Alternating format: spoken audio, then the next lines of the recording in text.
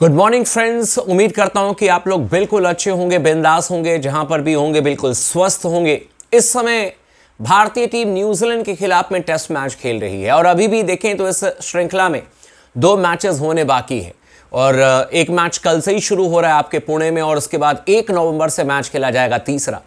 लेकिन सबको पता है कि इस साल के बिल्कुल आखिरी में जाकर के या फिर अगले महीने के लास्ट में नवंबर में आपके लिए सबसे बड़े टूर्नामेंट की शुरुआत होने जा रही है और जिसका नाम है बॉर्डर गावस्कर ट्रॉफी, यानी कि इंडिया वर्सेस ऑस्ट्रेलिया के बीच में 5 टेस्ट मैच खेले जाएंगे। और सबसे महत्वपूर्ण चीज यह है कि इस बार हमें ऑस्ट्रेलिया में जाकर के उनके खिलाफ हमें खेलने हैं। मैचेस पर्थ में होंगे, मैचेस एडिलेड में डे नाइट का है, इसके अलावा ब्रिस्बेन में मैच है, मेलबर्न में मैच है और फिर जाकर के आपका आखिरी मैच जो है वो सिडनी में रखा गया है। यानी कि ऑस्ट्रेलिया ने भारतीय टीम के लिए शेड्यूलिंग ऐसे की है जो कि सबसे मुश्किल हो, भारतीय टीम को फंसाया जाए। और आजकल सिर्फ बायलैटरल टूर्नामेंट की बात नहीं होती, आजकल बॉर्डर गावस्कर टूर्नामेंट जीत करके ही भारतीय टीम जो है वो अपनी जगह बनाने की कोशिश करेगी, कम से कम वर्ल्ड टेस्ट चैंपियनशिप के फाइनल में। तो ऐसे में देखना दिलचस्प होगा कि क्या हमारी टीम जीतती है, नहीं जीतती है। लेकिन सबसे महत्वपूर्ण चीज ये है कि टीम के चयन को लेकर के कुछ बहुत ही इंपॉर्टेंट चीजें सामने में आई है। किस दिन भारतीय टीम का चयन होगा और क्या 2 पुराने खिलाड़ी एक बार फिर से भारतीय टीम में वापसी करते हुए नजर आएंगे। एक सुपरस्टार ऑलराउंडर क्या एक बार फिर से भारतीय टीम में जगह बनाने में सफल होंगे और क्या एक बार फिर से चेतेश्वर पुजारा को ऑस्ट्रेलियाई दौरे के लिए टीम इंडिया में चुना जाएगा। बहुत सारी अपडेटेड इंफॉर्मेशन आई है, एक एक करके मैं आपके साथ में शेयर कर दूंगा। अगर आपने अब तक चैनल को सब्सक्राइब नहीं किया तो जरूर कर लीजिएगा और वीडियो को आखिरी तक जरूर देखिएगा ताकि आपको पूरा डिटेल में चीजें समझ में आ जाए। और किस जगह से आप इस वीडियो को देख रहे हैं आप हमें कमेंट करके जरूर बताइएगा।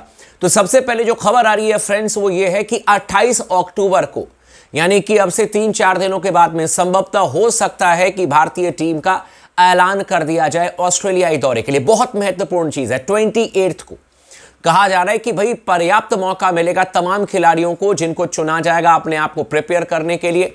और आप सोचें कि न्यूजीलैंड के खिलाफ में आपका तीसरा टेस्ट मैच जो है वो शुरू भी नहीं होगा। इनफैक्ट 28 तारीख को आपके दूसरे टेस्ट मैच की ऑफिशियली आखिरी दिन है और कहा जा रहा है कि 28 तारीख को भारतीय टीम का ऐलान किया जाएगा ऑस्ट्रेलियाई दौरे के लिए, क्योंकि टीम इंडिया को कुल मिलाकर के 22 नवंबर से पहले टेस्ट मैच की शुरुआत करनी है ऑस्ट्रेलिया के खिलाफ में और उससे ठीक पहले 15 नवंबर को टीम इंडिया अपने ही दूसरी टीम यानी कि इंडिया ए के खिलाफ में इंट्रा स्क्वाड मैच पर्थ के मैदान पर खेलेगी। तो इसीलिए भारतीय टीम का अनाउंसमेंट 28 तारीख को हो सकता है कि कर दिया जाए और कौन कौन से खिलाड़ी चुने जाएंगे ये भी मैं आपको बताऊं। लेकिन 2 नामों को लेकर के थोड़ा सा मैं भी सरप्राइज हो गया, चौंक गया। एक नाम है शार्दुल ठाकुर और कहा जा रहा है कि शार्दुल ठाकुर की हो सकता है कि वापसी हो जाए बिकॉज भारतीय टीम को ऑलराउंडर की जरूरत है। नीतीश रेड्डी 100% भारतीय टीम के साथ में होंगे, लेकिन खबर आ रही है कि शार्दुल ठाकुर को भी भारतीय टीम में शामिल किया जाएगा क्योंकि आखिरी दफा शार्दुल ने ऑस्ट्रेलिया में अच्छी गेंदबाजी की, अच्छी बल्लेबाजी की, इसमें कोई शक नहीं है। Sydney test match Shardul Thakur, Washington Sundar और रविचंद्रन अश्विन ने मिलकर के बचाया था, कमाल की बल्लेबाजी की थी और काफी देर तक टिके रहे। हनुमा विहारी को नहीं भूलना चाहिए, उन्होंने भी हैमस्ट्रिंग होने के बावजूद बहुत लंबी बल्लेबाजी की थी और टेस्ट मैच को बचाया था। और उसके बाद ऋषभ पंत भाई ने हमारे लिए गावा में जाकर के मैच जिता दिया था। शुभमन गिल ने भी वहां पर बहुत अच्छी बैटिंग की थी। चेतेश्वर पुजारा ने भी कमाल की बैटिंग की थी और अगला जो नाम है वो चेतेश्वर पुजारा का ही है, उनके बारे में भी खबर आ रही है। हालांकि मैं चौंक गया, मैं थोड़ा सा सरप्राइज हो गया, लेकिन एक बहुत बड़े न्यूज चैनल ने इस खबर को ब्रेक की है। इनफैक्ट प्रिंट मीडिया की मैं बात कर रहा हूं, अखबार की मैं बात कर रहा हूं और उन्होंने कहा कि हो सकता है, ये नहीं कहा कि हो ही जाएगा चेतेश्वर पुजारा का चयन, लेकिन कहा जा रहा है कि might be possible. Cheteshwar Pujara का जो पास्ट रिकॉर्ड है ऑस्ट्रेलिया में, जब हम 2018-19 में गए थे तो 500 से ज्यादा रन चेतेश्वर पुजारा ने बनाए थे और वो हाईएस्ट रन स्कोरर थे उस बॉर्डर गावस्कर टूर्नामेंट के और मैन ऑफ द सीरीज भी उनको मिला था।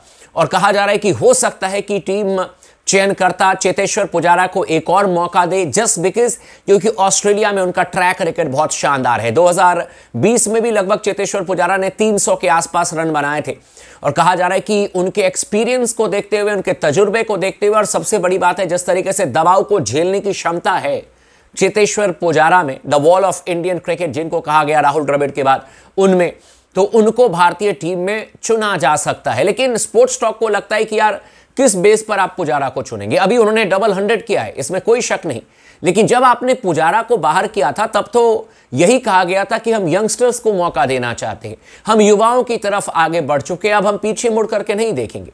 लेकिन जैसे ही सबसे बड़े टूर्नामेंट की याद आई, वैसे ही आप युवा को भूल करके फिर पुजारा के पास में चले गए। तो ये थोड़ा सा मुझे समझ में नहीं आया कि क्या वाकई में चयनकर्ता पुजारा के पास में दोबारा जाएंगे।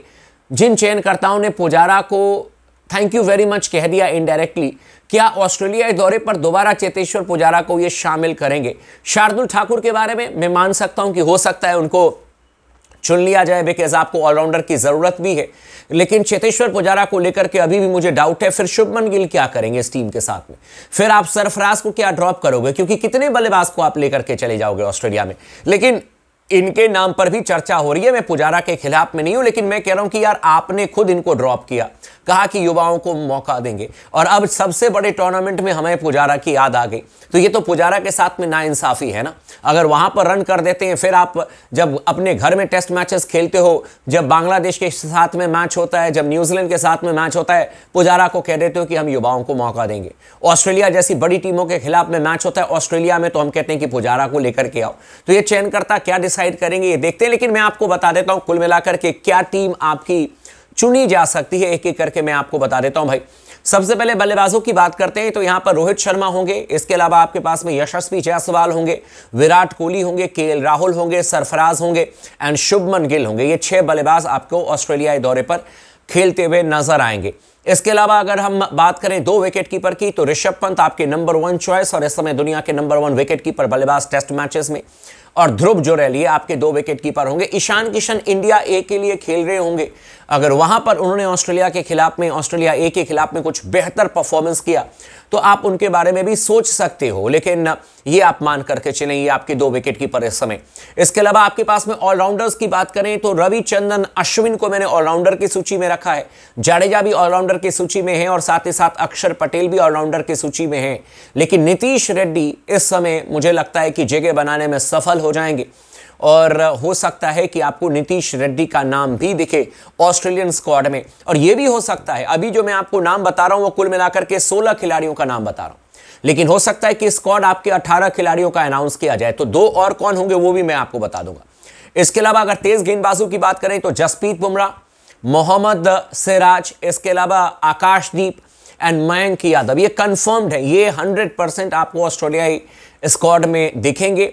लेकिन अगर शमी फिट हो गए, खबर ये आ रही है मोहम्मद शमी खेलेंगे ऑस्ट्रेलियाई सीरीज, लेकिन सेकंड हाफ में खेलेंगे, जरूरी नहीं है कि पहले टेस्ट मैच से खेलें, तो ये खबर आ रही है। लेकिन अगर वो फिट हो गए तो शमी भी आ सकते हैं। अदरवाइज आपके पास में अगर ऑलराउंडर की तरफ देखना चाहते हो, एक्स्ट्रा ऑलराउंडर को लेकर के जाना चाहते हो, तो शार्दुल ठाकुर है। पुजारा के बारे में भी चर्चा चल रही है, तो अगर 18 नाम की बात करें तो इसमें शार्दुल और पुजारा को आप ऐड कर सकते हैं। अगर 16 नामों की बात करें तो शायद ना तो शार्दुल की जगह बनेगी ना ही पुजारा की जगह बनेगी, और अगर आप पुजारा को खिलाएंगे तो फिर आपको रोहित, जायसवाल, विराट, केएल, सरफराज और गिल में से किसी एक को ड्रॉप करना पड़ेगा। तो देखते हैं चयनकर्ता क्या फैसला करते हैं। लेकिन 28 तारीख को कहा जा रहा है कि भारतीय टीम का चयन होगा 28 अक्टूबर को, और जैसे ही चयन होगा मैं आपको डिटेल में बता दूंगा। लेकिन मैंने टेंटेटिव आपको टीम बता दी है। आपको कैसी लगी टीम आप हमें कमेंट करके जरूर बताइएगा। और साथ ही साथ एक और नाम है जो मैं भूल गया, अभिमन्यु ईश्वरन बैकअप ओपनर के तौर पर अगर बेहतर परफॉर्मेंस करते हैं ऑस्ट्रेलिया ए के खिलाफ में तो वो भी टीम में शामिल किए जा सकते हैं। बाकी चैनल को भी सब्सक्राइब कर दीजिएगा, वीडियो को भी लाइक कर लीजिएगा और अपना प्यार बना करके रखें।